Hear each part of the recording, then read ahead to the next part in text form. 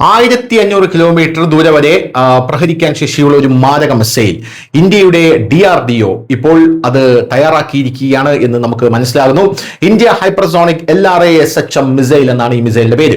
1500 kilometre അകലെയുള്ള ശത്രുവിനെ 15 മിനിറ്റിനുള്ളിൽ നശിപ്പിക്കാൻ കഴിയുന്ന മാരകമായ മിസൈൽ വികസിപ്പിച്ചുകൊണ്ട് ഇന്ത്യ പ്രതിരോധ മേഖലയിൽ കോളിളക്കം സൃഷ്ടിച്ചിരിക്കുകയാണ്.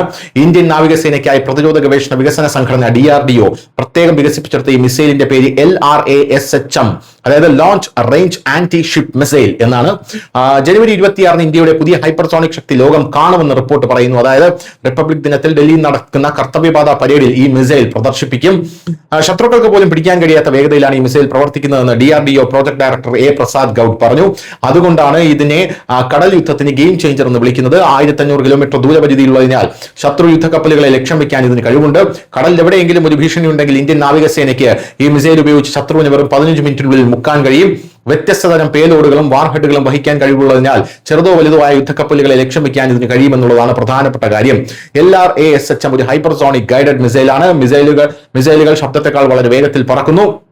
1500 കിലോമീറ്റർ അകലെയുള്ള ശത്രുവിനെ തകർക്കാൻ ഈ മിസൈലിന് കഴിവുണ്ട് എന്നുള്ളതാണ് റിപ്പോർട്ടുകൾ സൂചിപ്പിക്കുന്നത്. News desk, news Malayalam.